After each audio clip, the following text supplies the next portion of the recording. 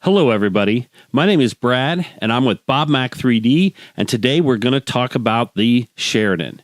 The Sheridan is a very interesting vehicle and had quite a few modifications over its lifespan, and I thought I would talk about some of them because they're extremely interesting.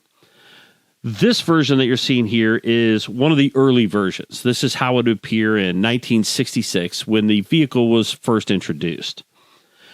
I want to point out a couple things that will be important later on, and the first one being the cupola here. And you can see that this is a pretty straightforward cupola, right? Where the commander would open the hatches, be able to man the 50, and be able to command the tank. The next thing I want to talk about is the turret basket. And this is a interesting looking turret basket, but it's certainly designed to hold gear and stowage for the crew. The third thing I want to show you is the smoke dischargers here. And I'm pointing these things out because in a minute, we'll show how they changed over the vehicle's lifespan. Another couple interesting features is the infrared spotlight and then the missile box.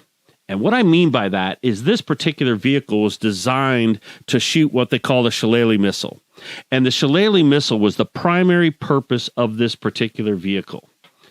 That's why the gun, and it has this in-ring here, this is not a muzzle brake. This gun did not have a muzzle brake because its main purpose was to shoot this Shillelagh missile.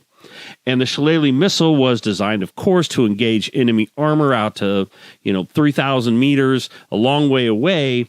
And it was thought in the European theater that this would have been an advantage to have in a light vehicle and to be able to destroy enemy targets a long way away.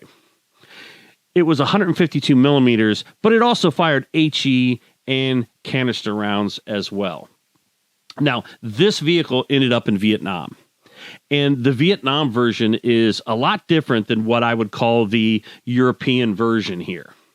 And I happen to have a Vietnam version that we can take a look at.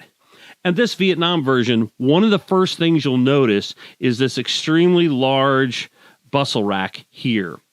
And that's because, of course, in Vietnam, they were storing lots of ammunition, lots of gear, lots of stuff. And so they expanded and welded on and customized this bustle box. But they also went on to add all kinds of modifications. They added extra machine guns. They added fencing to the front to protect from RPGs. They did a lot of modifications to the Sheridan while it was in country in Vietnam. But this Vietnam one was from our Vietnam Kickstarter. But in the current Kickstarter, we have created what we call the European version.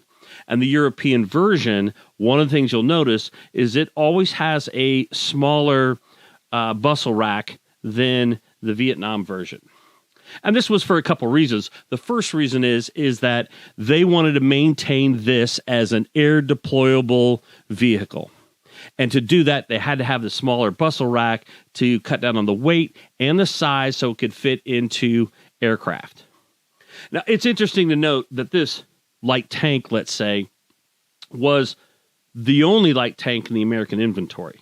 So even though it started to show its age in, let's say, the early 80s, there wasn't really an alternative for the U.S. Army to be able to have a light tank in its inventory. Although they tried and they did a lot of experiments and they thought they would replace this, ultimately they didn't until the 90s. So this tank served not only in Europe during the 70s, the 80s, it was also deployed to several countries along the way. So this was famously deployed in Panama, where they parachuted several of these into the country. It served in the Gulf War. Interesting, is one of the first armored vehicles to show up in Saudi Arabia in 1990. It was used in Honduras. It deployed other places, which makes this really a fascinating vehicle. So let's talk about some of the changes now. The first one I want to talk about is the cupola. This is the original cupola, but from the experiences in Vietnam, they upgraded the cupola to have a lot more protection for the commander. It's kind of interesting because it makes the vehicle look interesting because you have this gigantic box on top of this smaller vehicle. But it gave a lot of protection to the tank commander. He could be exposed, he could man the 50 cal, and be protected from the side, rear, and front fire. That lesson from Vietnam carried over to the European theater, and you'll see a lot of Sheridans in the European theater with this advanced cupola here. The next thing they changed was the bustle rack. You can see that it's kind of interesting, and you think that it wouldn't carry very much. And it didn't. And so what happened was they upgraded the bustle rack to this wire mesh style version.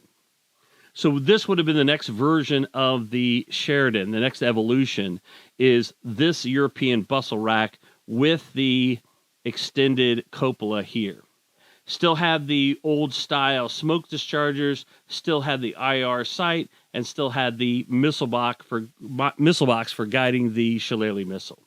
This configuration would have been the most common during the 80s, late 70s in Europe. As time went on, they had further modification, and I'm going to go ahead and switch this out for my painted version because I painted up a version of the Sheridan that is the latest version. This was the last version. So this is the version you would have seen in the Gulf War. And in fact, when they first showed up in Saudi Arabia, this was the paint scheme that they were painted. And only in country did they spray them tan to match the environment. But as they rolled off the C-130s or C-5 Galaxies, I don't remember what they were transported on, this is exactly what they would look like. But the things to note here is that it still maintains the armored cupola, still has the wire basket in the back, but it has the newer type of smoke dischargers, and you'll notice that the infrared spotlight is gone.